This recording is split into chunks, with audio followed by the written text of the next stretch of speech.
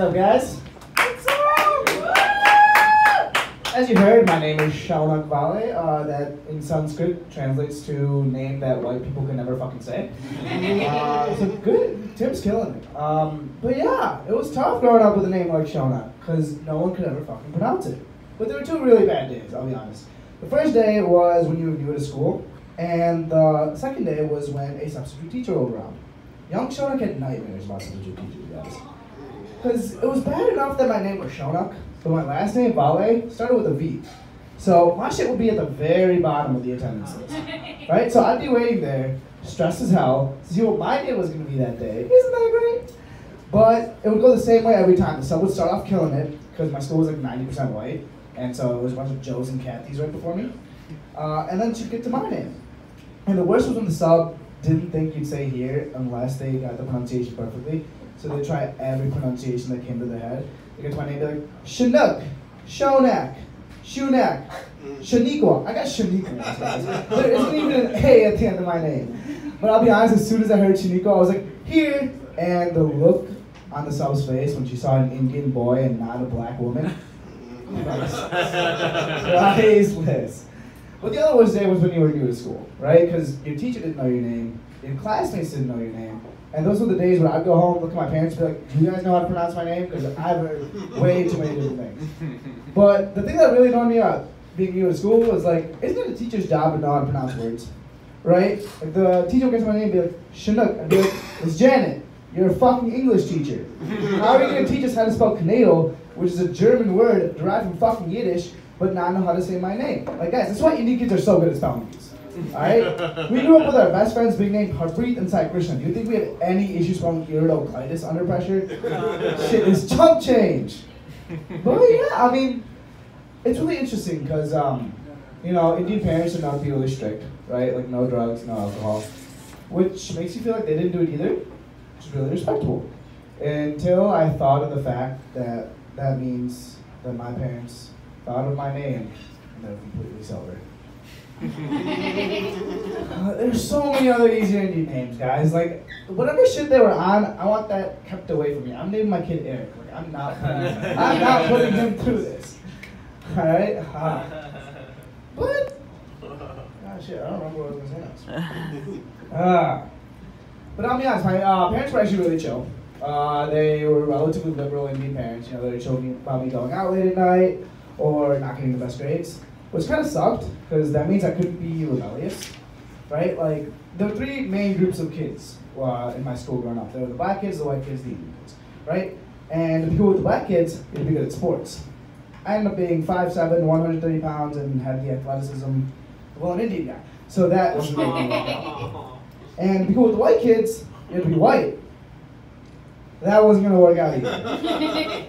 So then, to people with the Indian kids, you had to be rebellious, right? Like, I'd hang out with my friends late at night being like 5 to 9:30 p.m., and they'd be like, yo, just knock out the crib, not coming up till midnight, don't tell my mom.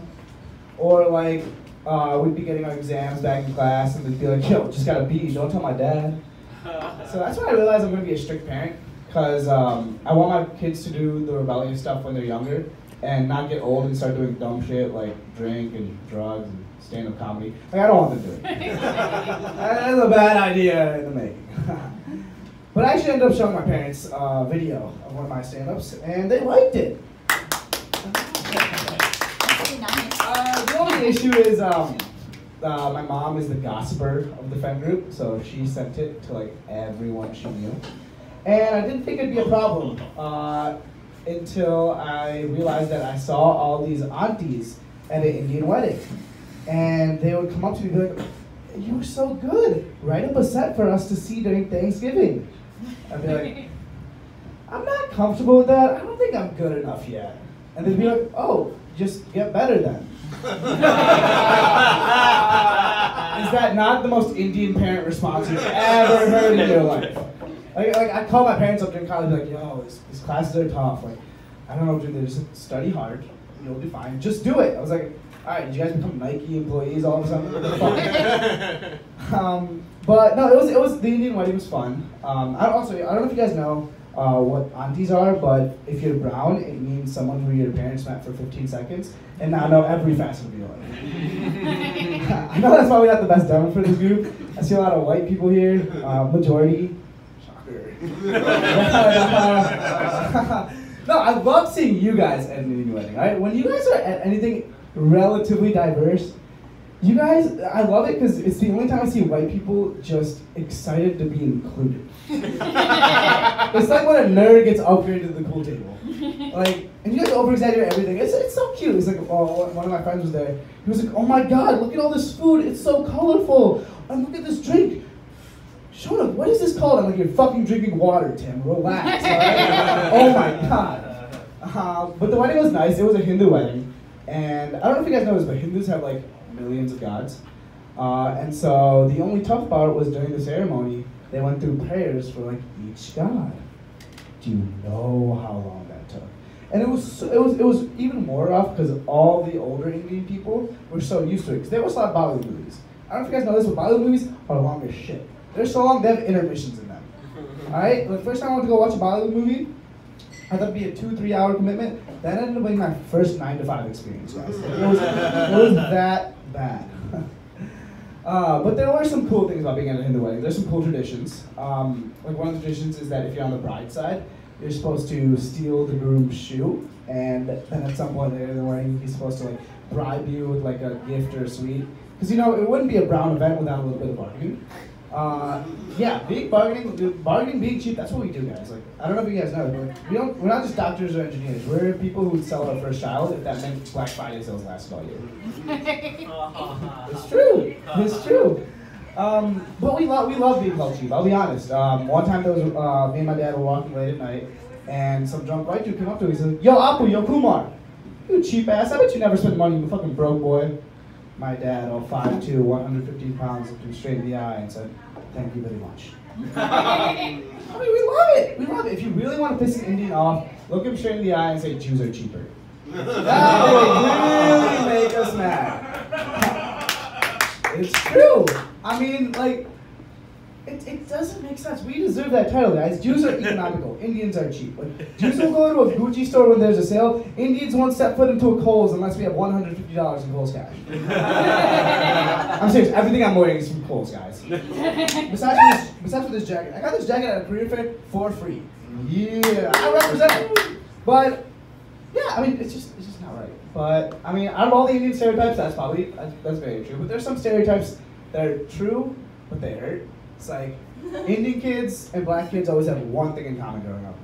They both want to be NBA basketball players. Only one of them actually has a chance to achieve that dream. But they have the dream nonetheless. And you guys go to the basketball court, see basketball court, we see where dreams go to die. Like, it's true. And honestly, I would feel bad, but we deserve it. Like, I don't know if you guys know this, but India's national basketball team has only made the World Basketball Tournament once in 84 years. Guys, we have 1.4 billion people. Like, we can't muster up 12 people more than once to get, like, Tunisia has made it multiple times, guys. You can take the entire population of Tunisia and fill half a train of it, half a train in India. It's fucking ridiculous. But, yeah, I mean, we have a lot, as I told you guys, we have a lot of gods. We have God of math, God of stone, but obviously, no God of basketball. It sucks. But I'm getting, another big news, I turned 22 recently. And I know that doesn't seem old to you guys, but like, if I don't get a girl in a few months, like, I'm getting an arranged marriage. It's true. It is true. And for those of you guys who don't know what an arranged marriage is, essentially, where my parents would talk to a girl's parents, bada bing, bada boom, 2 days later I'm married. Right? It's essentially, if dating is going shopping, arranged marriages are Amazon Prime. Like it's snip snap. I say it kind of works out well for a guy like me, because I'm lazy as shit, right? Like, it's a lot less work. And like, so either my parents find a girl with a personality, which is probably, looking at me, that's probably what I was gonna end up with in the first place. Or they find a really dope girl with a dope personality, and I didn't have to do shit. It's like I would be like the worst player on the NBA basketball championship team. It's like, I didn't do shit, but I still got the ring. Like, it'd be kind of dope, right? And a lot of my white friends, a lot of the white people that I know were just like, yo, I could never do an arranged marriage. White people could never do that. I'm like, no, You guys, okay, America has essentially been taking all the values and traditions from Asia over the last decades and just pumping them with steroids. Alright, like, we came up with chai, you guys did chai tea. Whatever the fuck that means, it's just TT, guys. We did yoga, you guys did hot yoga. We let our parents select our wives. In 2016, you let your parents select the president. Alright? Like, guys, that's what, wait, all the millennials were just like, I'm lazy as shit, I don't feel like voting. I'm sure the parents will select someone okay. And at least in my case, my parents will come home with a qualified woman and hopefully not a fat orange man. Because if they do, we got a lot more shit to talk about. Alright guys, my name is Sean McValley. Thank you so much.